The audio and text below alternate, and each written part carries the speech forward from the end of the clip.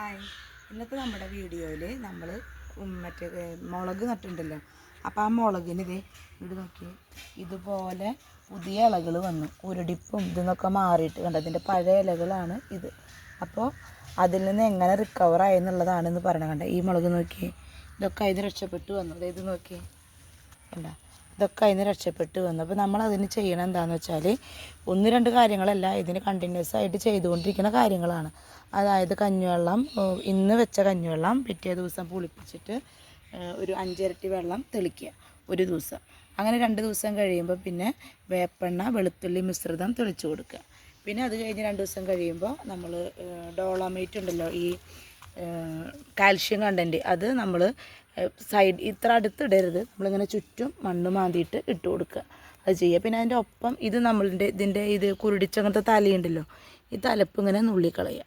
അങ്ങനെ നുള്ളിക്കളയുമ്പോൾ പുതിയ ഇലകൾ വരും.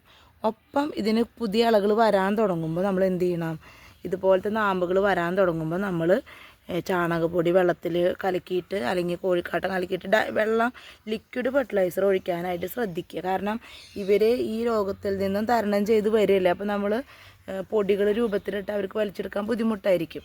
അപ്പോൾ അതിന് വേണ്ടിയിട്ട് നമ്മൾ ലിക്വിഡായിട്ടുള്ള എന്തെങ്കിലും പച്ച ചാണകം കലക്കിയതോ അങ്ങനെയൊക്കെ ഒഴിച്ചു കൊടുക്കാം. അപ്പോൾ ഇതിൻ്റെ മുകളിൽ പച്ച ചാണകം തെളിക്കാം. അങ്ങനെ മാറി മാറി നമ്മൾ ചെയ്യുമ്പോൾ ഇത് നോക്കി എത്ര ഭംഗിയിലാണ് വന്നേണത്. കണ്ടോ, എത്രയോ ചെനകളാണ് വന്നേണേ. ഇനി ഞാൻ വേറെ ഒരെണ്ണം കാണിച്ചു തരാം. ഇതൊക്കെ കണ്ടു. അപ്പോൾ ഇതൊക്കെ അതുപോലെ റിക്കവർ ചെയ്ത് വന്ന ചെടികളാണ്. ഞാൻ നട്ടിട്ട് കുറേ പ്രാവശ്യം കുരുടിപ്പും അതൊക്കെ വന്നു. അങ്ങനെ ഓരോ മരുന്നും നമ്മൾ മാറി മാറി ചെയ്യുക. ഈ നനവ് നല്ലോണമുള്ള സമയമാണെങ്കിൽ ചെറുതായിട്ട് നമുക്ക് വെണ്ണീർ ഇതുപോലെ തൂക്കി കൊടുക്കാം. പിറ്റേ ദിവസം അതൊന്ന് വെള്ളം അടിച്ച് സ്പ്രേ ചെയ്ത് കളയുക. അപ്പോൾ അങ്ങനെ മാറി മാറി നമുക്ക് ചെയ്താലാണ് മുളക് ഉണ്ടാവുള്ളൂ. ഇത് നമ്മുടെ സാധാരണ കാന്താരി മുളകാണ്. കണ്ടത് കുറേ പ്രാവശ്യം ഇതുപോലെ മില്ലീബഗൊക്കെ വന്നപ്പോൾ ഞാൻ ഇതിൻ്റെ അടിയിലേക്ക് വെണ്ണീർ നന്നായി തൂവിക്കുക. നേരം വെളിച്ചാവുമ്പോൾ അല്ലെങ്കിൽ വൈകുന്നേരം ഒരു 9 മണി വൈകുന്നേരം വന്നിട്ട് തെളിക്കുക. അപ്പോൾ ഇതിൻ്റെ അടിയിലത്തെ ഇതുപോലത്തെ വെള്ളം ഇതൊക്കെ പോയി ഇപ്പോൾ കണ്ടോ. അപ്പോൾ ഇത് റിക്കവർ ചെയ്ത് വന്ന അങ്ങനത്തെ ഒരു ചെടിയാണ്, ഒരു മുളക് ചെടിയാണ്. കണ്ടോ, ഇതിനൊക്കെ നിറച്ചുണ്ട്, പൊട്ടിച്ചിട്ടില്ല. പഴുത്തത് കുറേ കിളികൾ വന്ന് തിന്നോട്ടെ അവർ. അപ്പോൾ അങ്ങനെയാണ്. അപ്പോൾ നമുക്ക് റിക്കവർ ചെയ്ത് എടുക്കാം. ഒന്നുണ്ട്, ഒറ്റ മരുന്നുകൊണ്ടൊന്നും നമുക്ക് ഇതിനെ സംരക്ഷിച്ചെടുക്കാനായിട്ട് പറ്റില്ല. 1 2 3 4 മെത്തേഡൊക്കെ നമ്മൾ മാറി മാറി ചെയ്യുമ്പോഴാണ് നമ്മുടെ ചെടികളും അല്ലെങ്കിൽ മുളക് അങ്ങനെയുള്ള എല്ലാതും സംരക്ഷിച്ച് വരാനായിട്ട് പറ്റുള്ളൂ.